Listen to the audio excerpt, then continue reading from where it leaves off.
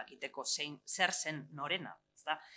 Ezkontzariek izaera oso desberdina izan zezaketen, batzutan ezkongaiak jaso zezakeen familiaren etxea, familiaren ondasunen, esan dezagun, parterik handiena, bai, etxea. Izan ere, Euskal Lurren parte handi batean, oinordeko bakarraren eredentzia sistema zegoen indarrean, eta, bueno, leku aztertu denean zenbat emakumek jasotzen zuten etxea, bai? Familiaren gandik ezkontzen zirenean, Oiane Oliverik egin zuen tesi bat guztionen inguruan, eta berak aztertu zuen 16. mendeko Gipuzkoa, bai? Baina estimatu zuen 30% kasuetan gertatzen zela emakume bate jasotzen zuela familiaren gandik etxea, bai, orduan ez da puru txikia. Baina normalena izaten zen emakumeek jasotzea bestelako ezkontzari bat zala dotea. Eta dotea zen diru kopuru bat. Eta, bueno, horrekin batera ere normala zen emakumeek jasotzea ezkontzen zirenean asuarra, bai, elajuar. Eta zer osatzen zuen asuarra? Pues, ohe eta izarek, arropek, sukaldean erabiltzeko tresnak, platerrak eta horrelako osagaiak zituen asuar batek. Eta, bueno, gero kontutan hartu behar dugu ere, bazeudela familia gehienetan ezkontzen ez ziren eta neskazar edo mutilzar betirako geratzen ziren personak ere, bai? Orduan, klabea da ezkontza edo klabea zen, mugarria zen, persona baten bizitzan, zer markatuko zuen, jasotzen zuen ezkontzariak bere estatus sozialaren, zetorren bizitza berri horretan, eukiko zuen estatus sozialaren markatzaia. Nolabait, ezkontzaria salako la herencia intervivos, bai? Hau da, gaur egun gaude ohituta ez, nire gurasoak heltzen direnean, orduan jasoko dut haiengandik herentzia. Pues, erdi aroan gertatzen zen ezkontza momentuan banatu egiten zala seme-alaben artean herentzia. Bai. Orduan, aipatu behar da ere, normalena zala kontzertatutako ezkontza hauek ematea, baina bazeuden maitasunagatik ezkontzen ziren personak ere, eta egiten zituzten ezkontza klandestinoak, eta hau garaiko araudietan oso modu argian jasota dago. Ezkontza klandestinoak legalak ziren, zer Trentoko kontzilioa ospatzen den arte, Elizak ospatzen duen arte 16. mende erdian, Trentoko kontzilioa ez du finkatzen ezkontza egiteko prozedura zehatz bat, eta orduan Trento baino lehen onartu egiten da bi persona joatea bazter batera eta lekuko baten aurrean izan apaisa edo ez, elkartrukatzea ezkontza hitzak eta gero kopula karnal delakoaren bidez, dakigu zer da kopula karnal, horrekin behin betirako finkatzea haien arteko binkuloa, eta hori ezin zan apurtu, bai, Elizak hori ezin zan apurtu, eta orduan persona hauei ze pasatzen zitzaien, ezkontza klandestino bat burutzen zuten gaztei ze pasatzen zitzaien, askotan familiak egiten zituela deseredatu, bai? Eta, behin ezkontza gertatzen zanean, orduan ezkon bizitza zetorren, ez da? Eta ezkon bizitza zan urrengo bizi estadioa esan dezagun. Ezkon bizitzan zehar, botere harreman argi bat ematen zan senarraren alde. Beraz alako, senarra ondare amankomunak, kudeatzeko orduan erabaki ahalmen gorena zeukana, eta gainera, garai honetan, onartu egiten zalako korrekzion marital dalakoa, hau da, emakumea zigortu zezakeen senarrak, baldin eta uste bazuen emaztearen portaera ezala egokia. Eta zigortu fisiko zein psikologikoki hori onartu egiten zen. Eta desligatu egiten ziren korrekzio marital eta tratu txarrak. Osa, zentzurik gabeko tratu txarrak, zentzurik gabeko jipoiak ez ziren onartzen, baina bai la korrekzio marital. Honek ez du esan nahi, emazteak nolabait gizonaren menpeko posizioa zeukala, ez du esan nahi ez zeukanik etxe barruan autoritatea, bai?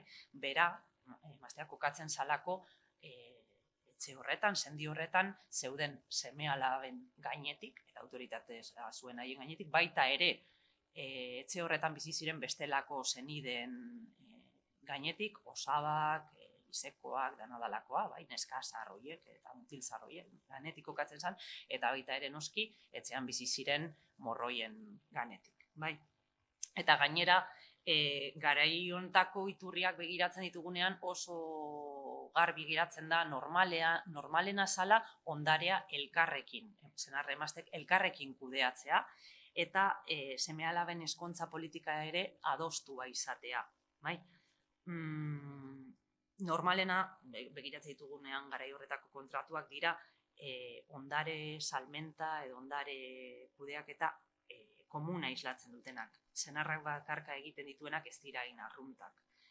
Eta zergatik izan importantea emazteak parte hartzea kudeaketa horietan, zer berak ez bazuen parte hartzen, eta behin senarra hiltzen zanean, bazuen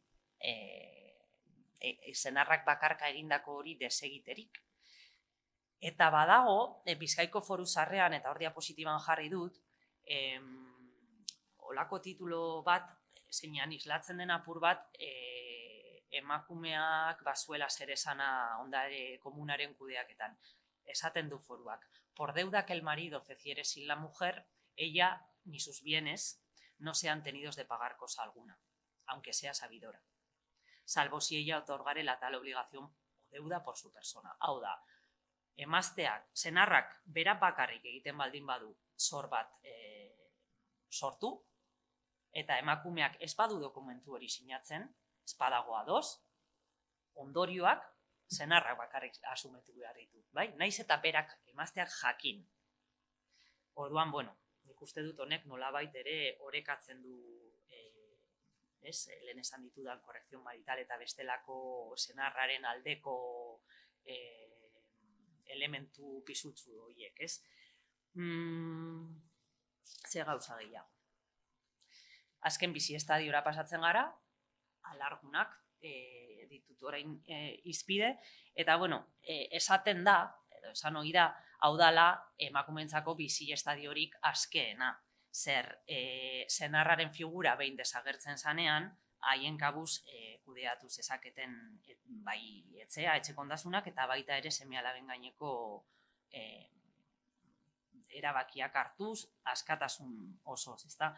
Eta, hau gertatzen zen, senarrak ematen zionean emazteari bere ondasunen gaineko usufruktoa. Bestela ze pasatzen zen, orduan geratzen zen, hemen, hau da, Donostiko Foruan agertzen den alargunak deitzeko modu bat, domina potentísima. Bai. Baina, hau gertatzen zen, esaten duan bezala, usufruktoa, bai, senarraren ondasunen usufruktoa jasotzen zuenean, eta beraz etxearen kargu eratzen zanean emaztea. Baina gerta ziteken senarrak ez ematea usufruktoa, hainbat arrazoi direla medio. Eta kasu horretan ze gertatzen zen. Pues pobretze bat jasatzen zuela alargunak zergatik. Zer bere esku zeukan gauza bakarra zen, eskontzerakoan, eskontzara ekarritako dote hori. Eta orduan, pues hori, horrek suposatzen zuen bere bizi baldintza eta sozioekonomikoki atzera pauso bat edo. Esan duan bezala, joango naiz gai asko tratatzen, baina denak oso azaletik. Eta gero galdera badaude, egin. Orduan, orain, alor publikoan emakumeek zituzten jarduteko muga eta ahalmenen inguruan hitz egin nahi dut, eta hasiko naiz esaten, nik uste dut, Erdi Aroko emakumeen pentsatzen dugunean, burura datorkigun lehenengo ideia da, zituztela oztopoak, nolabaiteko dependentzia, mugak, eta topiko bat da, baina egia da topiko honek dituela oinarri sendoak. Zergatik, alde batetik, emakume eskonduek senarraren lizentzia behar zutelako edozein kontratu egiteko, eta edozein epaiketetan egoteko, eta hau, adibidez, Maria López de Bide aurretakoa Azkoitiarrak prozesu judizial batean oso argi uzten du, esaten duenean, según las leyes del fuero de este reino usadas y guardadas, ninguna mujer casada podía hacer contrato alguno, a menos que en el tal contrato interviniese y procediese la licencia marital. Bai? Orduan, hau bazen muga bat nabaria emakume eskonduei bakarrik eragiten ziena alor publikoan aritzerako orduan. Baina bazeuden gehiago. Eta beste horiek eratortzen ziren imbecilitas sexus ideitik, ezta? Imbecilitas sexus da termino bat Beherdiaroan eta aurretik ere erabiltzen dena, emakumeek zuten gaitza bat izendatzeko, eta gaitz horrek ze implikatzen zuen. Emakumeak zirela ahulagoak, zirela, la palabra lo dice todo, ¿no? O sea, ez zeukatela gizonezkoek beste arrazoitzeko gaitasun. Eta ideia honek implikazio batzuk izan zituen alor juridikoan esan dezagun, eta, por ejemplo, hemen ekarri ditut, 3 adibide, lekuko gisa aritzeko epaiketetan ezin zuten beti egon, ¿vale? Izan behar ziren pleitos por causas menores, lapurketa txikiak edo, baina baziren bestelako krimen handiagoak edo batzutan hor legeek behintzat mugatzen dute haien presentzia. Beste gauza bat gertatzen zan alarguntzerakoan ez zitzaiela automatikoki ematen seme-alaben kustodia gizonezkoei bai, automatikoa zen, bai, la patria potestad, pasatzen zen, geratzen zen tal cual.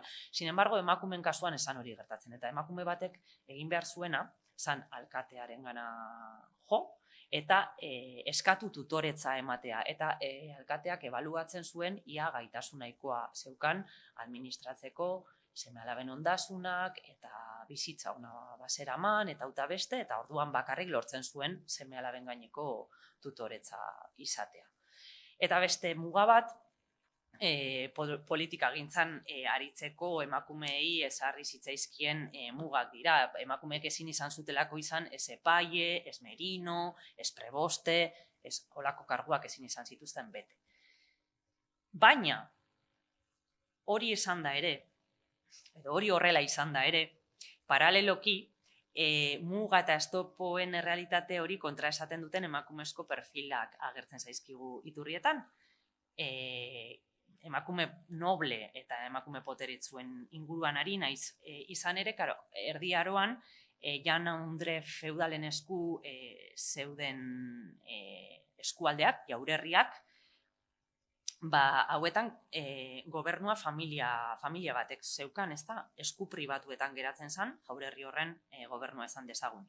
Eta horrek implikatzen zuen, familia horretan ez zegoenean gizonezko bat prestu gobernatzeko, adin txikikoa salako, edo senarraga kanpoan zeuelako ez dakizetan, orduan hor zabaltzen zan zirrikutu bat emakumentzako aukera bezala politika gintzan aritzeko, eta ditugu noski Euskal Herrian horrelako Andren aztarna asko eta adibide batzuk emango dizkizuet orain.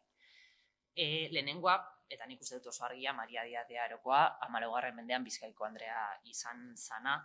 Emakume honek Bizkaiko foruak aitortu zituen, jaurerriko politika gidatu eta tokian tokiko kargu ofizialak izendatu zituen eskonduta egon zen arren, bere senarra egon zelako kortean bestelako kontu batzuk ebazten, eta horrekin batera ere hainbat hiribildu fundatu egin zituen, besteak beste Portugalete, non Andre honek baduen pantailan ikusten duzuen monumentua, herriaren historian izan zuen protagonismoa nolabait aitortzeko.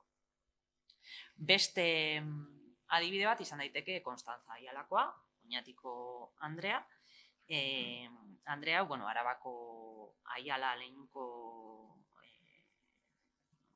alaba zan, eta Oñatiko jaunarekin eskondu zen 15. mendearen erdialdean, Pedro Belez Gebarakoarekin, eta oso goiz alargundu zen, eta bere seme nagusia adin txikikoa zenez alargundu zen momentu horretan, urte luzeetan, Oñatiko jaurerriko politikagintza berak, Konstantzak lideratu zuen, eta badaude iturrietan badago konstatatzerik nola emititu zituen sententziak, bai, bere saioak epaitu egin zituen, zergak bildu zituen noski, araudiak argitaratu zituen egon zirenean nekazal altzamenduak bere kontra, eta bar. Eta hor ikusten duzu ere diapositiban nolako hilobi monumentala enkargatu zuen hil zen bere testamenduan, eta hau dago Kejanako monastegian Araban. Eta beste kasu bat izan daiteke Maria Mendozakoarena, aski ikertua izan dena fakultate hontako irakasle askoren partetik. Martietako dorretxearen jabea, argazkian dagoen dorretxe horren jabe izan zen, eta Huetos Jaurerriko Andrea izan zen, eta bere menpeko nekazariengatik zergak bildu egin zituen, eta beste edozein jaun feudalek egindako funtzio berak bete zituen, bere jaurreri xume eta txiki horretan, ezta? Diapositiban txertatu dudan esaldian, zita horretan, Andre honek adierazten zien bere lurretan bizi ziren basaiuei nola bera hil ostean nahi zuen basaiuek jauntzat har zezaten Juan de Mendoza zala bere seme naturala. Eta garai honetan eskontzatik kanpoko seme natural bat izatea, izen izango gauza oso xamurra, imaginatzen duzuenez. Eta esaten zien, que ella les quería nombró por su señor natural de ellos y de cada uno de ellos, y de los dichos lugares, fortalezas, y de todo lo mío, después de la dicha señora, que la dicha señora de esta presente vida partiese, a Juan de Mendoza, y pedir que lo recibiesen por su señor natural. Eta lortu zuen. Eta, beste emakume poteretsu perfil batzuk ere ekar daitezke izpidera, abadesak, adibidez, eta, nik uste adibide on bat Mentzia Aialakoa dala, 15. mendearen erdialdean, Arabako barria komentu benediktinoaren buru izan zana, eta kasu honetan ere ikusten dugu nola jaun feudal baten modura jarduten zuen Konpas de Barria izena zuen bere jurisdikziopeko, monastegi honen jurisdikziopeko lurretan. Eta hau esan da, eta espero dut ondo azaldu izana, nola muga eta oztopoak zeuden alde batetik, baina nola beste alde batetik ere oztopoiek gainditzen zituzten emakumezko perfilak zeuden. Pasatuko naiz orain emakumeei gizarte mailan, eta garai horretako mentalitatearen arabera nola esleitzen zitzaizkien rol sozial oso zehatz batzuk. Eta hasi nahi dut hitz egiten, hasi nahi dut olerki batekin, emazten favore olerkia Bernarde Etxepare, badakizue, lehenengo euskal liburua argitaratu zuen idazle horren Linguae Vascum Primitae liburu horretan dagoen olerki bat da, 1555ean publikatu zen Bordelen, eta estrakto bat da, berak esaten zuen.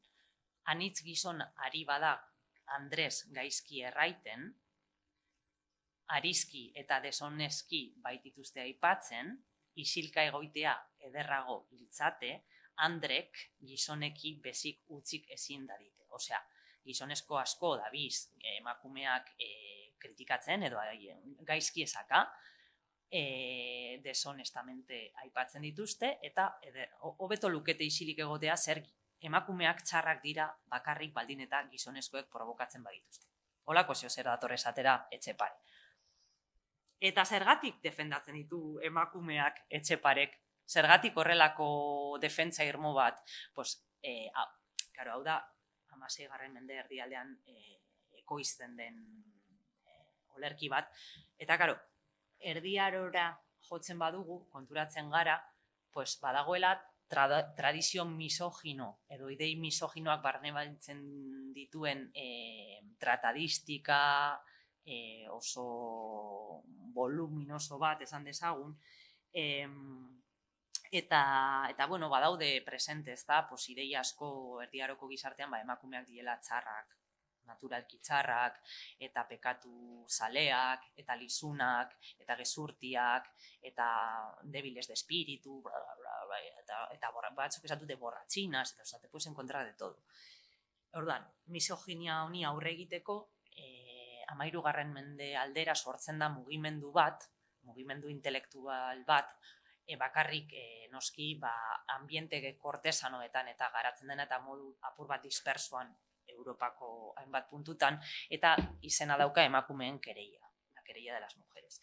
Eta nik uste dut Etxepareren olerki honek konektatzen duela nolabait ere mugimendu horrekin, eta ekarri dut Damen Hiriko irudi bat, pues nik uste dudalako Cristina de Pizan eta bere Damen Hiria dalako nolabait emakumeen kereiaren abia puntu espada, bai puntu de inflexión bat, eta figura oso ospetsua da Pizanena, eta berak obra horretan Damen Hirian egiten duena da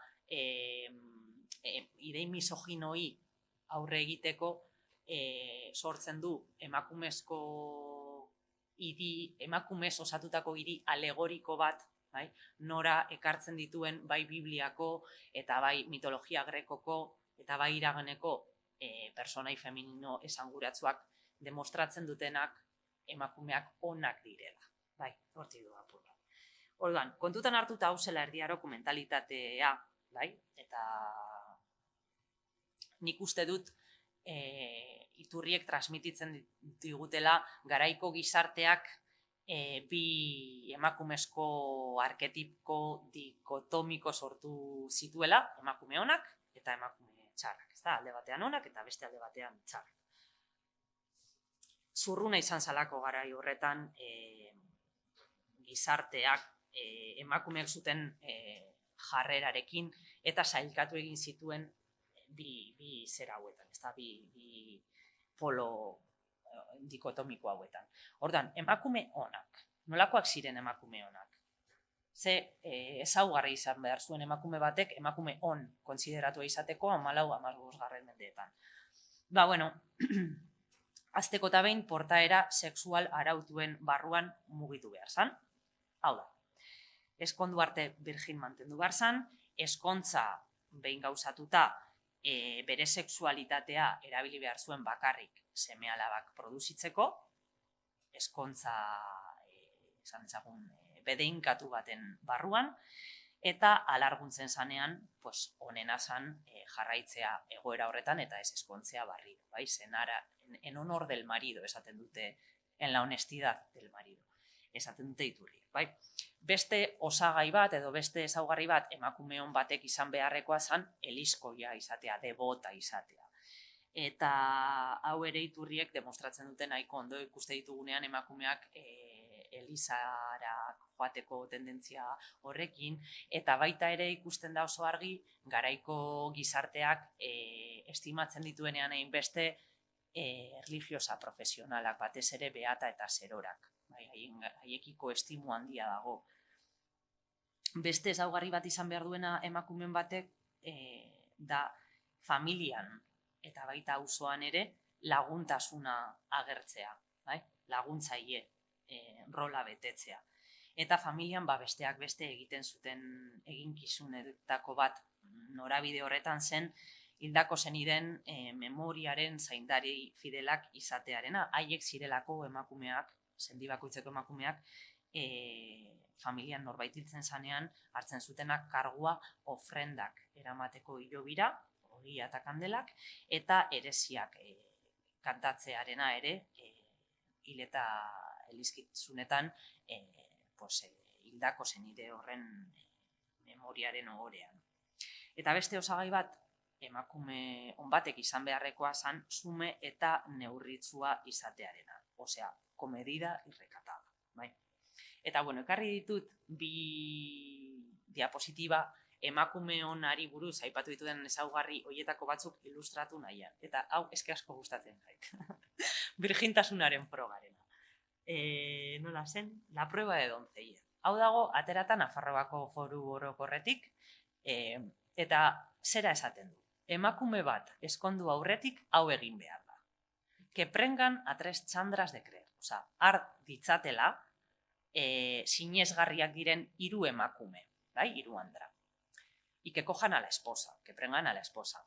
Y pónganla en la casa y avíllenla bien.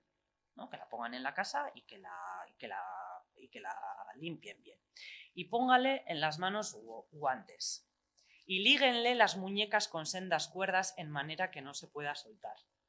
Y otros sí, que fagan el lecho y échenla, catando en los cabellos y en otros miembros si tiene aguja o otra cosa tal que pueda sacar sangre. O sea, que hondo y que inspeccionarla bien, que no tenga nada por ahí punzante. Adulan al esposo y faganlo echar con ella al esposo. Eta orduan gertatzen da gertatu beharrekoa, eta behin gertatu beharrekoa, las fieles, las chandras de creer, ¿vale? Las etxekoandras sinesgarri horiek, las chandras de creer que estén en esa misma casa y cuando él se haya levantado que caten el lecho.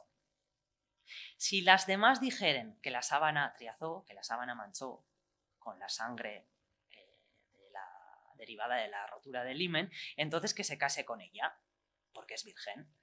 Pero si las demás dijeren que no trasó la sábana, o sea, que no hay resto de la pureza, pues entonces que sea ella desheredada. Kontua da, ez dakigula, ez daude frogak hau aplikatu izanarenak, bai? Hau da, foru batean agertzen dan, nola da, kapitulo bat, arau bat da, baina ez dago frogarik hau benetan praktikara ematen zen edo esan eramaten. Ez dago esaterik hau egiten zanik, baina bai nik uste dut badala nolabait importantea kontutan hartzea horrelako kapitulo batek demostratzen duela birjintasuna benetan importantea zela emakume ona izateko, bai? Birjin heltzea ezkontzara. Eta beste demostratu nahi nizuen, edo ilustratu nahi nituen emakume onaren ezaugarrien arteko bi, bat birjintasunarena edo kastitatea eta guzti hori, eta bestea hau da, laguntasunarena. Ez kontatu dizuet nola emakumeek hartzen zuten familian hildakoen arimaren alde otoitz egin eta zaintze horren ardura. Eta hemen ikuste dituzue, bueno, pues, garai horretan hilobietara eramaten ziren ofrendak, hildakoaren hildako zenidearen arima salbatzeko, bai? Que salga bien parado del juicio final, eta zer eramaten zuten, pues, eramaten zituzten 20 obladak eta eramaten zuten luminaria, bai? Kandelak.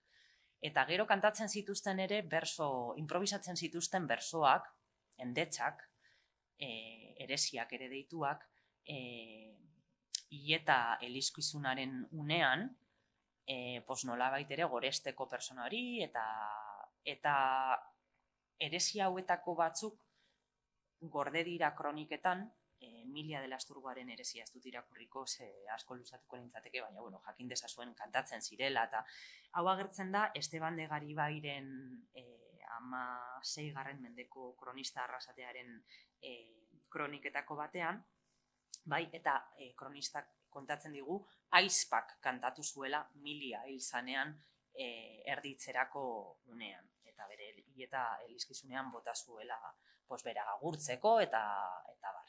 Bai, emakume honak. Beste aldean nortzuk daude, emakume txarrak.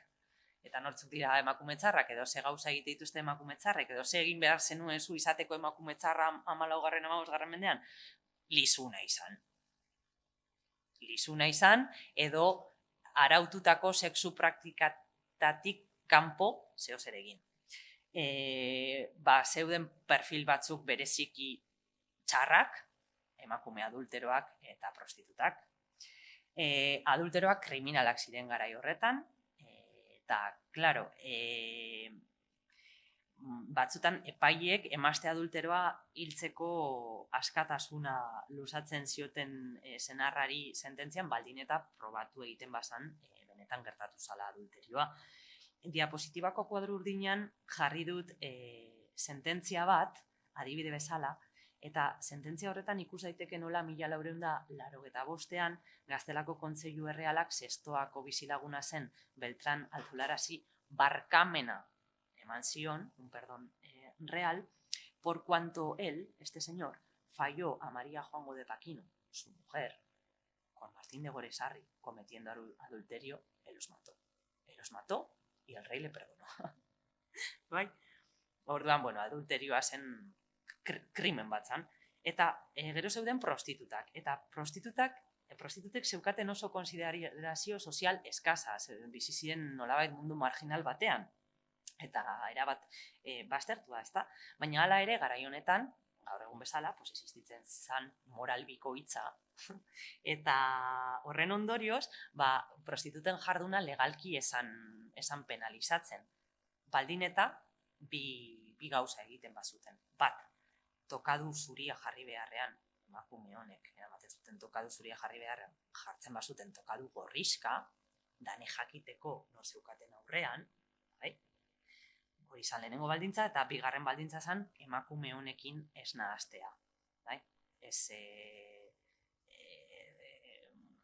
nola da, bizimodu honeko bizilagunak mugitzen ziren espazio horietatik kanpo mantentzea. Eta orduan ez zuten zigorrik jasotzen. Baina, bueno, ez ziren bakarrik sexualitatearekin konektatutako ekintzak egiten zituzten emakume txarrak, zeuden ere bestelako esparru batzuetan aritzen ziren, edo bestelako gauza batzuk egiten zituzten emakume txar batzuk, eta haietako batzuk dira emakume salapartatsuak. Emakume salapartatsuak Erdi Aroko iturrietan agertzen dira profazadas izenarekin, las profazadas, eta dira hori, iskanbila sortzen duten emakumeak kalean, bai? Oio egiten dute, bronka bat montatzen dute, horiek dira, profazadak, eta orduan garai honeko araudietan Bizkaiko Foru Berrian adibidez agertzen dira profazadak, haientzako zigor gogorrak aurre ikusten dituzte, legeek, eta gizonezko iskanbilatzuentzat ez da ezer agertzen, eta de hecho ez dago profazado hitzik, bai? Dago profazada hitza bakarrik.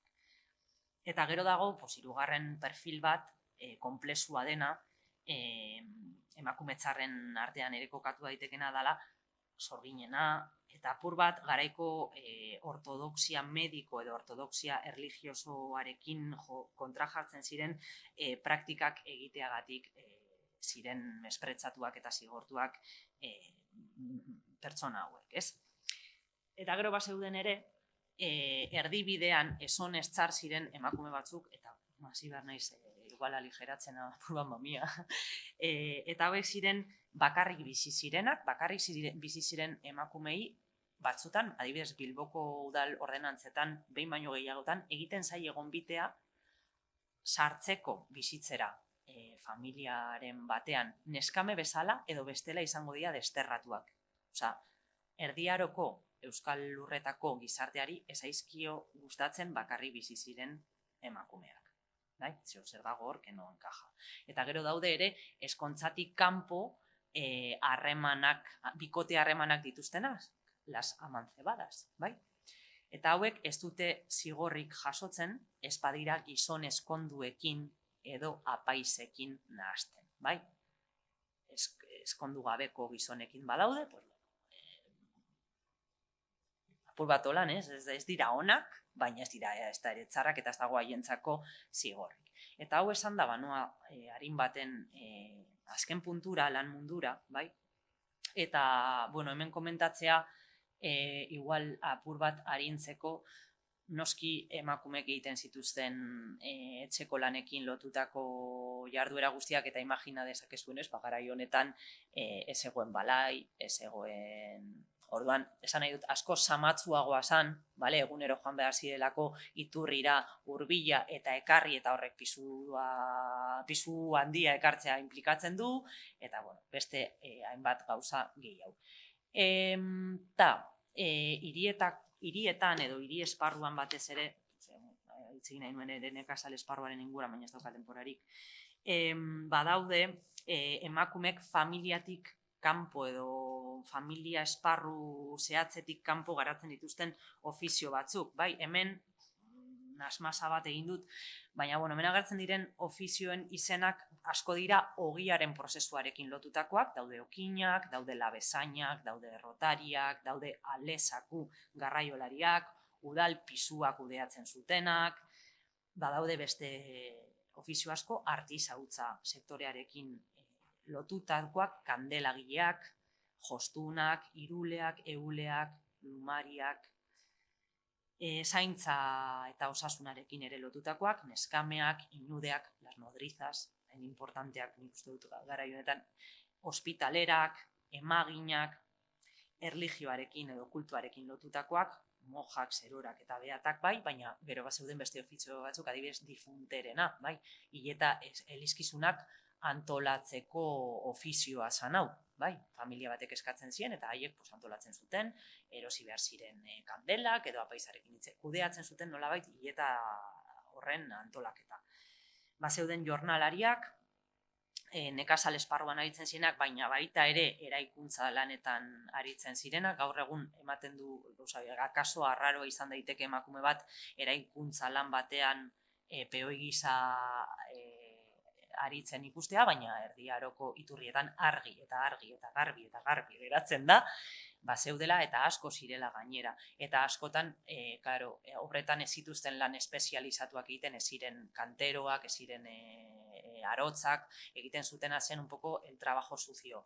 Garraiatzea area, garraiatzea olak, ura, ekarri, eraman, bai, hori.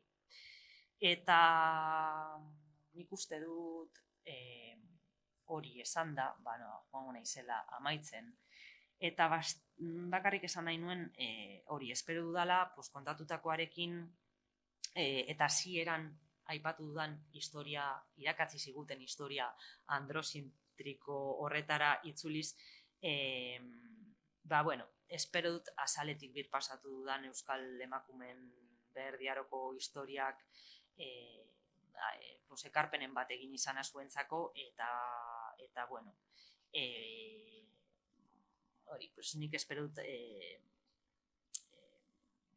emakumeak subjektu historiko bezala aitortzen dituen ikuspegia ere existitzen delaren, eta importantea dela haien errealitatea, haien kezkak, haien ekarpenak, haien mugak, eta haien ahalmenak guzti hau, ez bakarrik ikerketa esparruan hortan sakontzea eta divulgatzea, ni banabil, eta nahi dut amaitu, benetan, ni banabil azken aldian ikertzen nola kontatzen dugun historia, nola kontatzen dugun eskoletan Erdi Aroko historia, eta benetan min ematen dit testuliburuetan aurkitzea oraindik ere horrelako irudiak, eta hauek dira, erronka asko ditugu oraindik egiteko.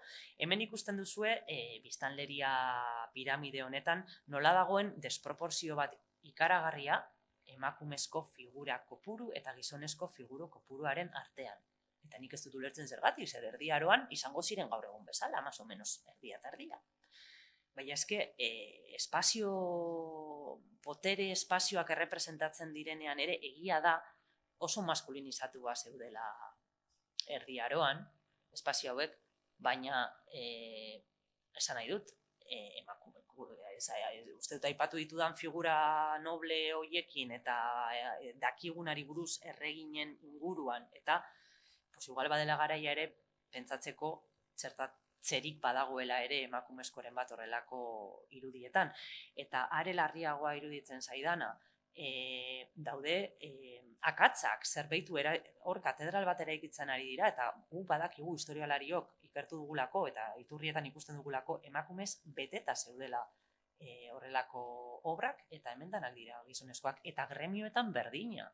Gremioak zer ziren, gremioak ze izaera zeukaten, familia izaera zeukaten, eta argi dago gizartearen aurrean maisua, etxeko gizona, zala nolabait negozio horren kudeatzailea, baina jakina da, eta ikertua dago, oso zaila dela ikustea emakumeak tailer gremialetan iturrien bidez, baina batzutan ikusten dira, eta badakigu daudela, badakigu emazteak lan egiten zuela, zapatari tailerrean, eta alabak eta neskameak ere, orduan, erronkak daude, eta beste barik horrekin amaitzen dut, eta eskerrik asko entzuteagatik, eta listo, isiltzen da.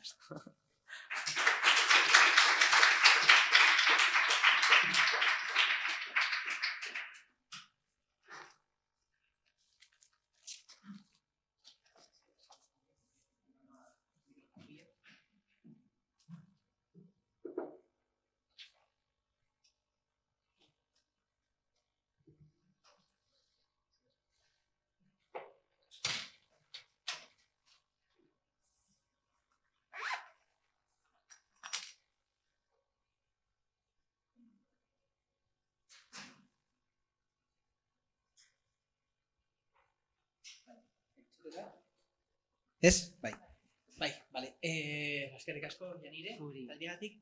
Eta orain, beti bezala galderekin hasiko gara. Badago galderarik publikoan artean? Osea, norbaitek dauka galderan bat edo iruzkinen bat iteko hitzaldian ingurukoa?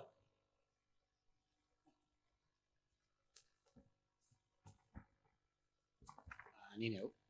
Eskerrik asko, aurkezpenagatik, eta, bueno, bi galdera ditut. Lehenengoa da, lege gutxi batzuk jarri dituzu, esan nahi dut, Bizkaiko Foru Zaharra adibidez, ondo entzuten da, ez? Bai. Hor badago ezberdintasun handia nekazal emakume artean eta noblezia emakume artean, osea, badaude lege berdinak aplikatzen dira estratu sozial ezberdinetan, hori izango zen lehenengoa. Eta bigarrena, ja nire ikerketa arloan, Nafarroan bai aurkitu ditut 11 eta 12 mendean oso esanguratsua egiten zitzaidan, nola emakume noble batzuk donatzen zituzten elizak eta propiedade asko katedralera, eta emakumeak ziren, ez? Osea, eta kasu ugari aurkitu ditut. Hoi, 11 eta 12 mendean. Horako kasuak ematen dira, emakume oso poteretsuak eta propiedade handiekin eta adibidez elizekin ikerketa kasuan, ez? Donazioak egitea adibidez eliz barrutiari eta horako instituzioi.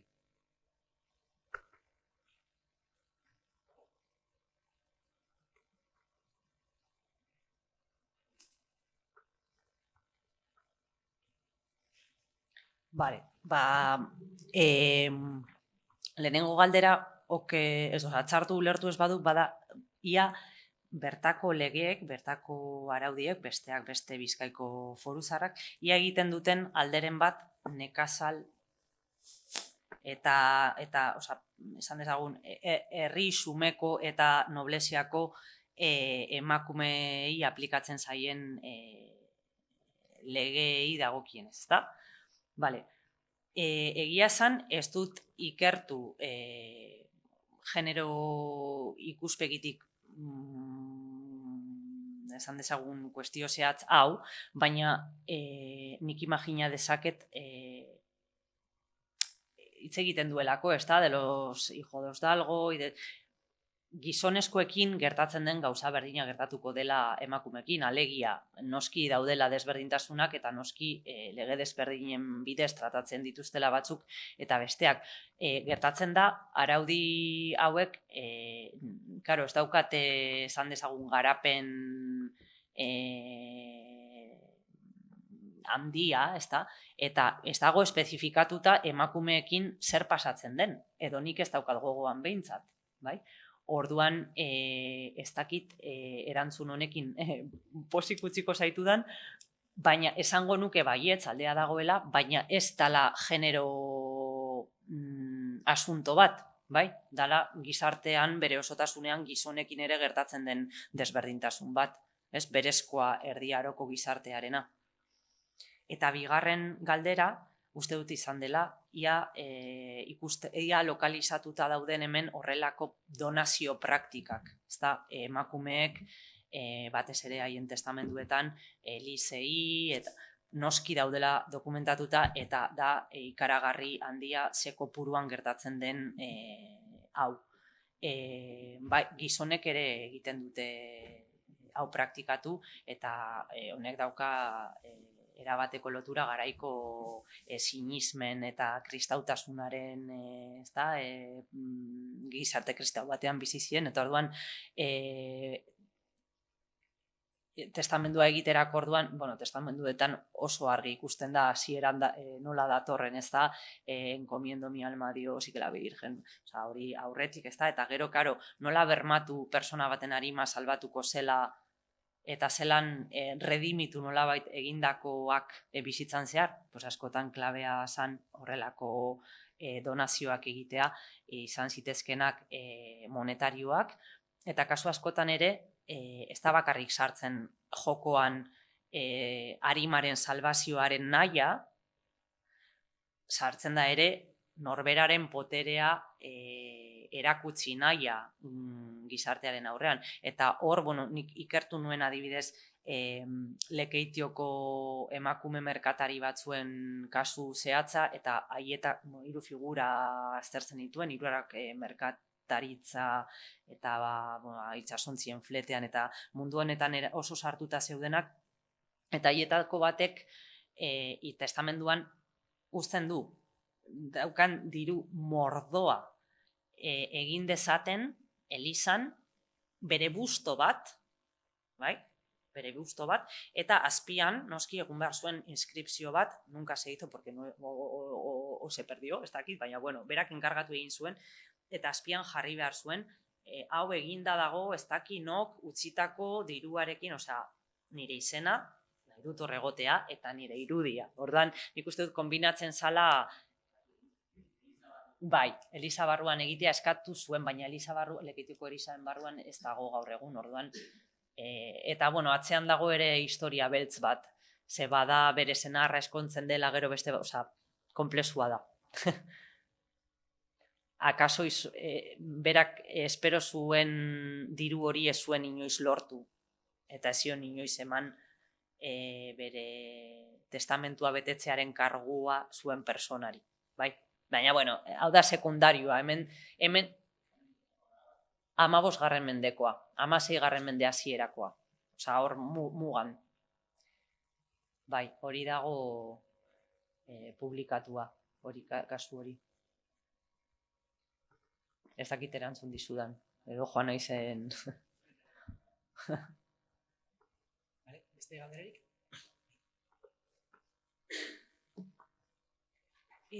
Komentatu duzulen, familian barnean ematen den jerarkizazioa, senarra dagoela, eta seme-alaben gainetik emakumea egongo litzatekeela. Baina zer gertatzen da, semea mutila nagusitu egiten denean, jerarkia hori apurtzen da, esan nahi dut, sobre todo, senarra oraindik bizi denean. Seme horrek jerarkia hori apurtzen du, edo mantendu egiten da, emakumea beti egongo da seme horren gainetik, edo zelan gertatzen den hori. Eta gero ja kuriositate moduen, eta ja, zer esango zen, emakumeak direzera, zure ikuspuntutik eta zure ikusi dozunarekin, libreago kontsidatzen dituzun emakumeak landa munduan ala hiri barnean.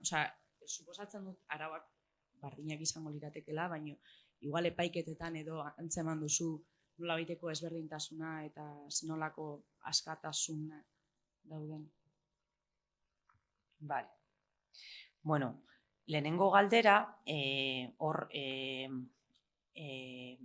ikertu nuenean, teasi egin nuenean, ikusi nuen nola askotan oinordeko bakarraren eredentzia sistema dagoen lekuetan, eta Bizkaia eta Gipuzkoan hiribilduak kenduta leku gehienetan dago, pasatzen zena zen, seme-alaba, aukeratutako seme-alaba, etxea transmituko zitzaion seme-alaba, eskondu egiten zanean, eskontza kontratuan oso argi geratzen zen, etxeko autoritatea izango zuela seme edo alaba aukeratu horrek, eta bere, nola da, eta bere emazte edo senarrak, bai?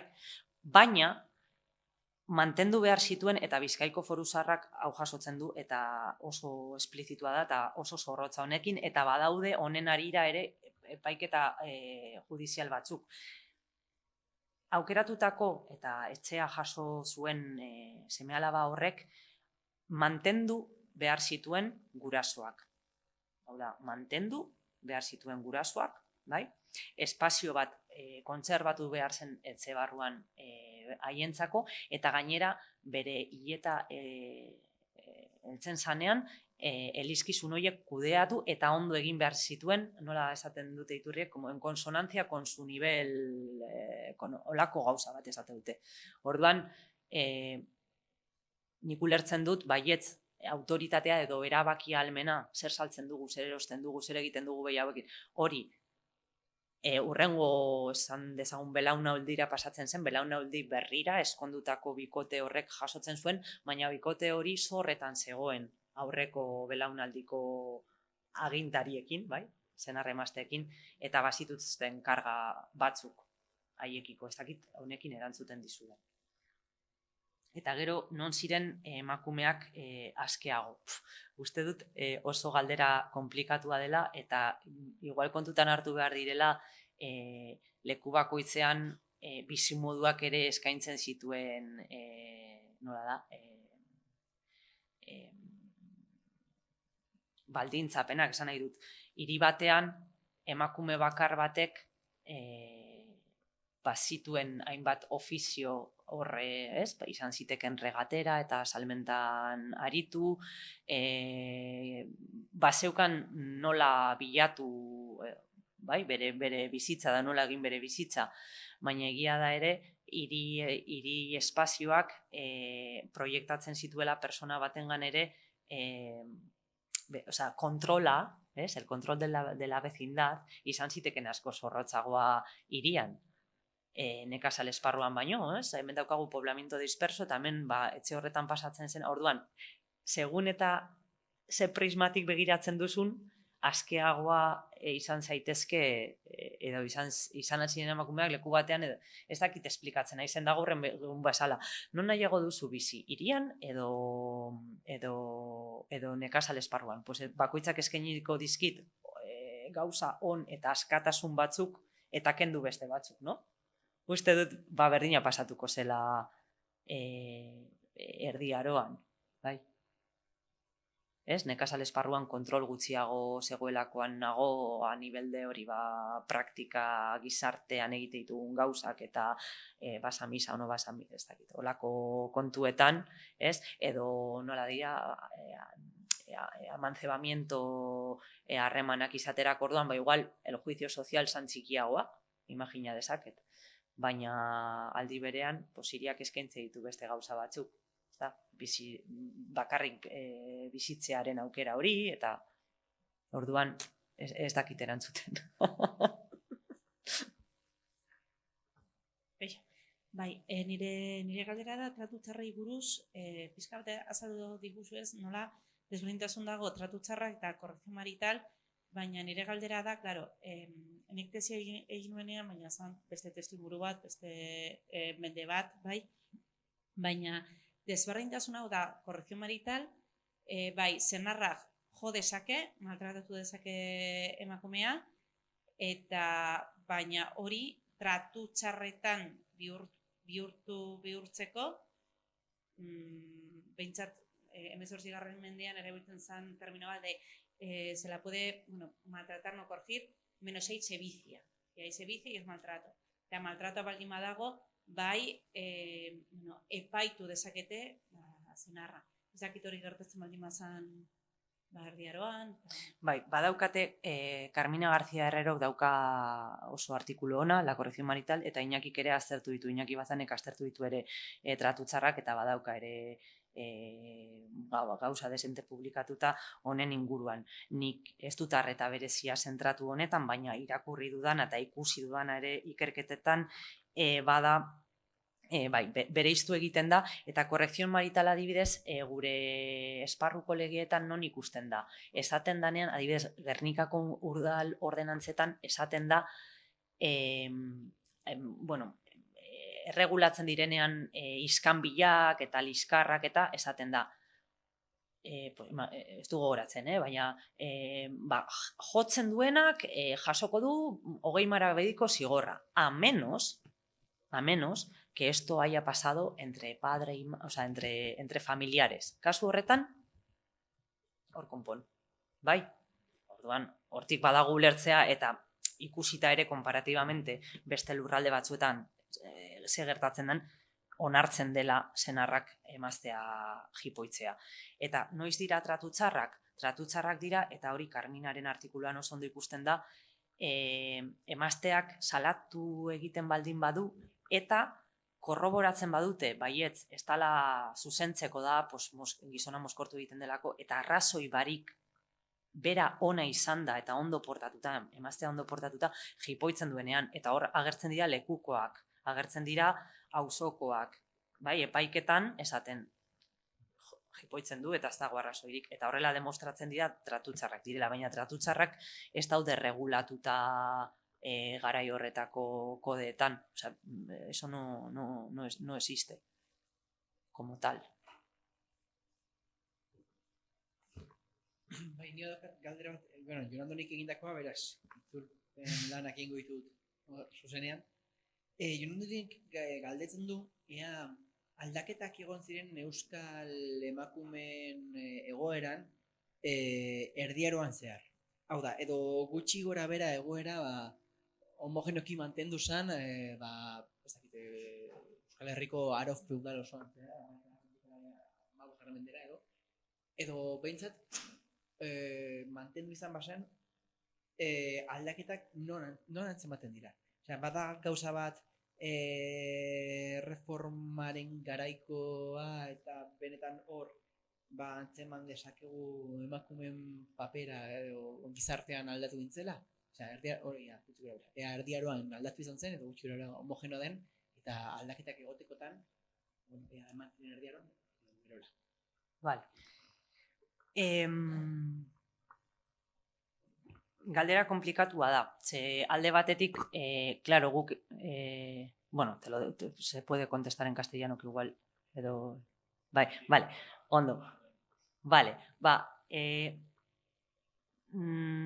kontua da, hemen ez dago danok dakigunez iturri nahikorik aztertzeko 11., 12., 13. mendeetan segertatzen den, eta are gehiago segertatzen den emakumeekin. Orduan, konparazio hori egitea zaila da.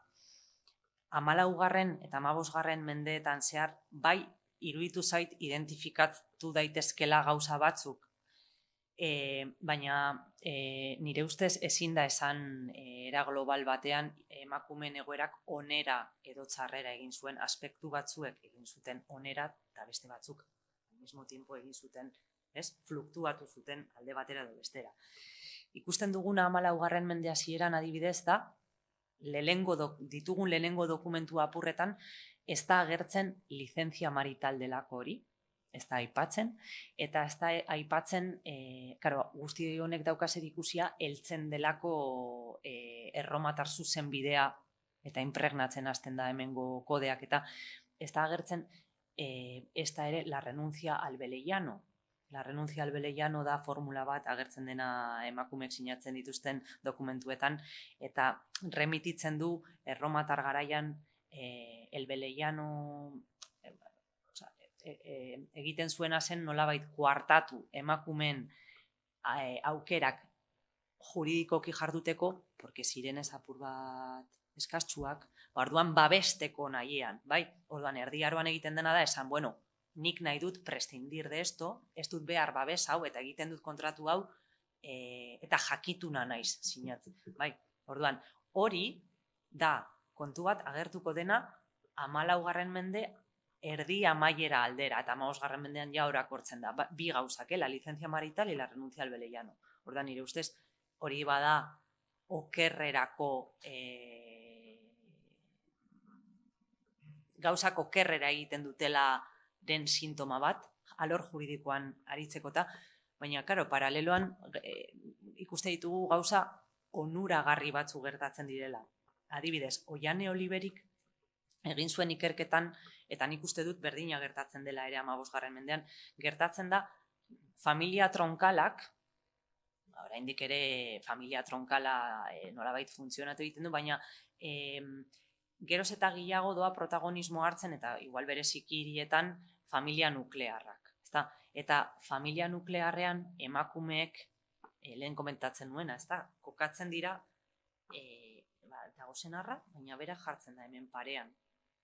Eta berari konsultatu behar zaio, Bizkaiko Foru Zaharrak esaten zuen, ia zor bat egingo dugun edo ez, sino, orduan, nire ustez familia nuklearraren edatzearekin batera emakume batzuek noski, emazte goren hoiek direnak, irabazten dute zeresana eta erabakia ahalmena. Orduan, está pasando dos cosas muy contradictorias a la vez. Orduan, onerako edo txarrerako ez dakit gauzak egia da aldatzen doazela. Eta horrek dira okurritzen zaizkidan adibide batzuk. ez dakit, seguro daudela gehiago eta oraintze momentuan ez datozkit burura. Baina...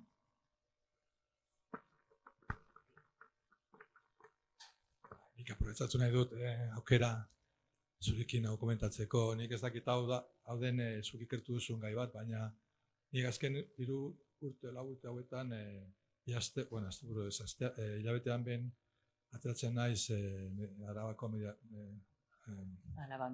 bai, Diaroko Erromaniko Eliza ikustera, eta han agertzen dira komitenteen aurpegiak, ez?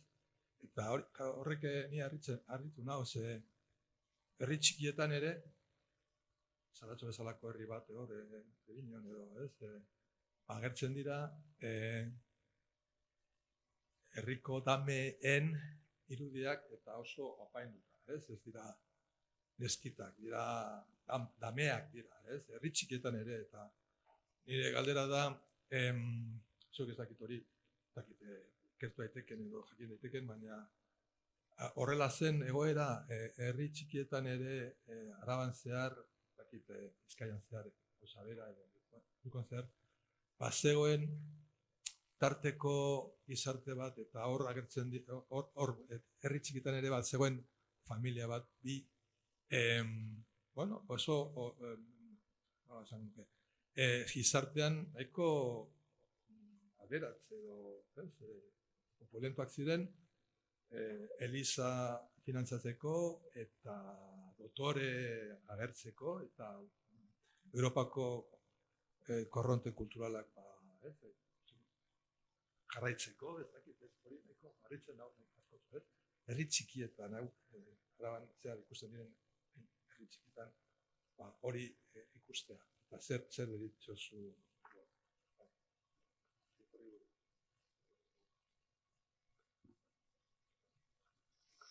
Bueno, nik pentsatzen dut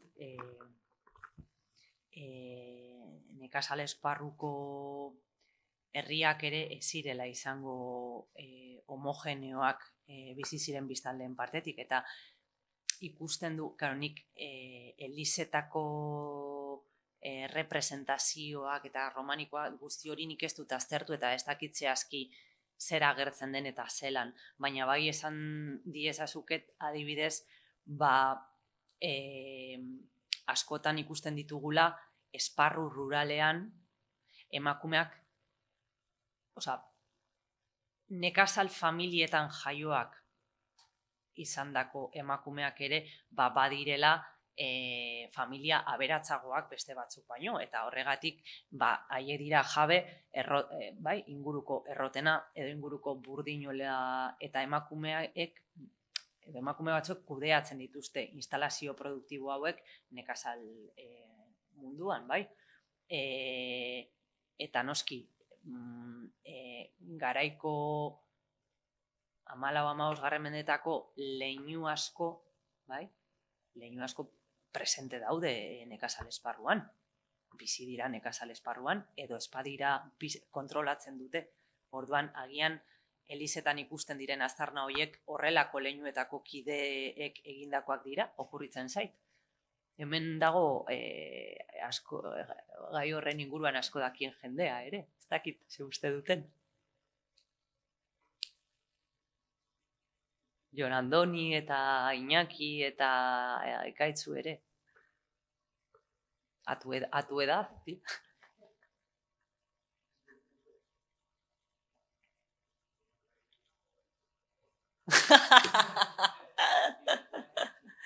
Ez, nik uste dut, nekazal esparruan hori leinu hauen presentzia zalantzan jarri ezin dugun gauza bat dela alde batetik, baina inkluso leinu hoietakoa izan barik ere nekazarien artean ikusten dugu danak ez direla berdinak, eta batzuk daukatela aberastasun maila handiagoa, dituztelako, por ejemplo, lurrak eta kontratatzen dituzte peoiak para que las estercolen, para que vengan, no sé. Eta horrek erakusten du, naiz eta ez daukaten abisen sonatua, pues, badaukatela dirua, bai?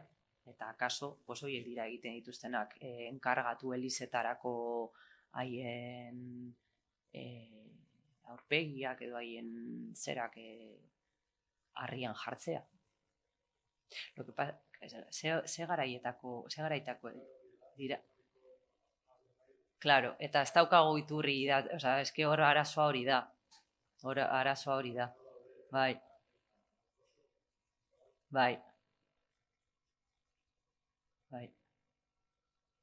Apa, Kaixo.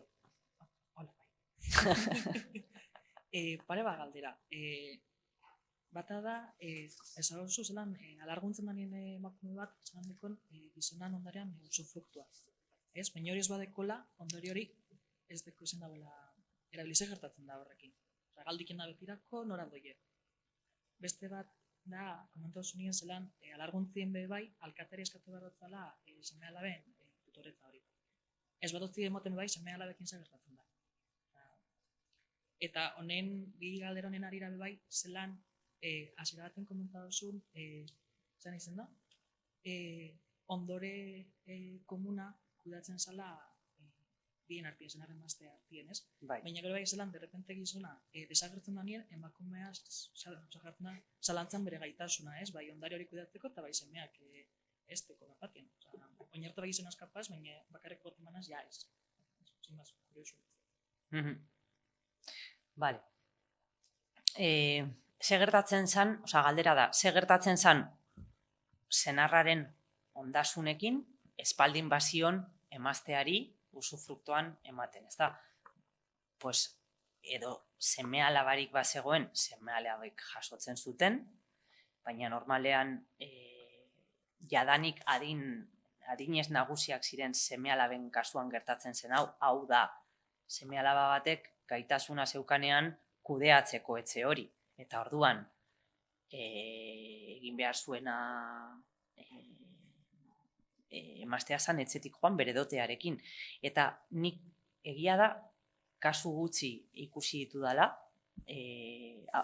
gehienetan usufruktua mantentzen da, eta bi aldetara gauzatzen den gauza bada, da emaztea hiltzen denean aurretik ere, usten du nolabait familia eta etxea batuta. Baina bai bai ikusi dut gertatzen dela, eta normalean seme-alabarik ez dagoenean gertatzen da. Ez dago seme-alabarik, gizona hilko da, eta orduan, edo ez dakit, arazoak zituztelako, ez ziren ondo konpontzen, ez da kausa esaten testamentuan, baina bai esaten du, que el testamento no es para ella. Norentzako izango da, ba familiarentzako. Osa, vuelve al tronco, bai. Eta galdetu duzu ere, ama ez duenean tutoretza jasotzen alkatearen gandik, ze pasatzen den seme-alabekin, ez da, nork hartzen duen kargua. Bueno, normalena da, amak nahi duenean ematea, bai, ez lehitzen zaio, ez da jartzen trabarik. Nik ez dut ikusi behintzat traba agertzen direnik. Azpimarratu nahi izan dudana da, haiek bete behar zutela prozedura hau, bai? Osa, eta alde batago gizonekiko gertatzen zanean. Baina zeuden ama batzuk, zeuden emakume batzuk ez zutenak nahi tutore izan, ez zutelako bere burua ikusten gai, imaginatu, ez dakit, merkatari baten alarguna zala eta berak ezekien senarrak utzitako itsasontzi edo negozio horrekin zer egin eta nondik heldu, baina bere jabetza zen, ezta? Orduan, nork hartuko zuen seme-alaben ondasun hoien eta bereak ere baziren kudeak eta lana, askotan ikusten dugu, tutoreak direla, edo izan aldela, osaba bat, aitite, bi persona batzutan ere, bai? Eta Bizkaiko Foruak ere hori jasotzen du. Ez dauka zertan izan ama, izan daiteke beste senide bat, seme-alaba batzuen tutore, bai?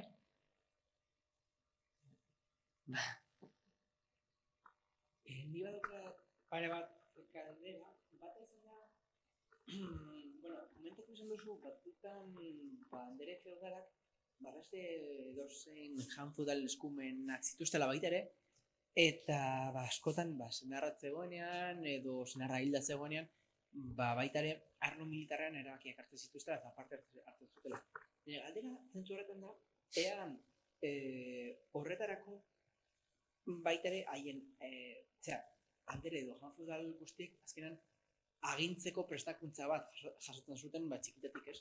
Baita ere, prestakuntza horretan sartzen da emakumezkoentzat, parte gerrara bideratzen den parte hori, berez, printzipioz ez dukete hori behar, baina egiten dute ala ere. Hori da, lehenengo galdera, eta bigarren galderak ez dauka zer ikusirik lehenengarekin zorik da, komentatu izan duzu, nola, hori bide batzuk, uste genuna baina oskuz feminizatuago zeudela, hori, eraikuntzarloan eta horrela, nire galdera da, adibidez, betidanik gizonezkoen ogibideak pentsatu izan dienak aztiela, adibidez, armaginen munduan, armaginen bat ikusi duzu emakumezkoa zena, armak egiten zuen espataria edo balestaria edo alako zer ikusi izan duzu, hori ez.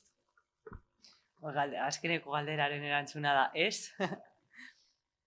Formakuntzaren asuntoa ia alor militarrean jarduteko formakuntzarik jasotzen ote zuten, egia esan ez dago horren zantzurik inon bez Euskal Herriaren kasuan, baina jakin, igual jakingo duzu jaz, aditua zara arlo horretan, ni baino askoz gehiago, nienaz aditua, Cristina de Pizan, lehen aipatu dudan egile horrek badauka un tratado de arte militar, ezta?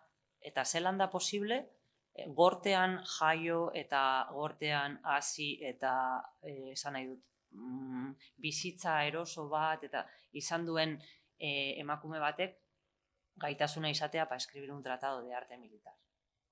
Hor ez dakit, niri zalantzatik esaten dut. Jasoko zuen formakuntzaren bat alizateko idatzi zuen, ez da nik ez dut irakurri tratadua, badakarri dakit existitzen dela, ez dakit zenbaterainoko sakontasuna daukan, edo zenbaterainoko zuzena den proposatzen duena tratadu horretan, baina bai, existentzia berak, eramaten nau pentsatzera, seguramente formakuntzaren bat jasoko zuela. Hemengo Andre feudalen kasuan ezin dizut esan. Eta nik ikusi duana alor militarrean gertatzen da emakumek jokatzen duten papeladera totalmente supletorioa, esan nahi dut. Gizonik ez dagoenean disponible, esan dezagun, orduan sartzen dira haiek esparru honetan, baina adibidez gertatzen denean, Konstantzia de Aialaren kasuan, gertatzen direnean Leniz eta Oñatiko altzamenduak eta basaioak altzatzen direnean eta joaten dana, eta hori bien andantzetan dago jasoa, joaten dena hori gelditzera militarki, hau da fisikoki doana hori gelditzera bere aita da. Espera. Baina berak egia da gerora gatazka horretatik eratortzen diren epaiketetan edo zera guzti horietan bera da protagonista, Konstantza. Eta momentu batean ez dut gogoratzen orain adosten du kapitulado bat emango diela basaioei eta ez dakit Oñatikoen edo Lenizkoen kasua den, ez du gogoratzen.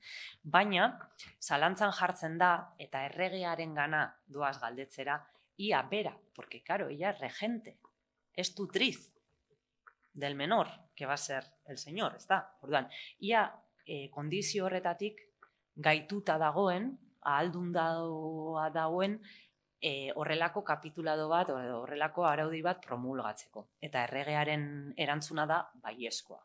Egin dezakela, baina momentu batean bai zalantza, ere regente, oza, no, a ber, bai. Eta ez dakitze gehiago galdetu jasunek.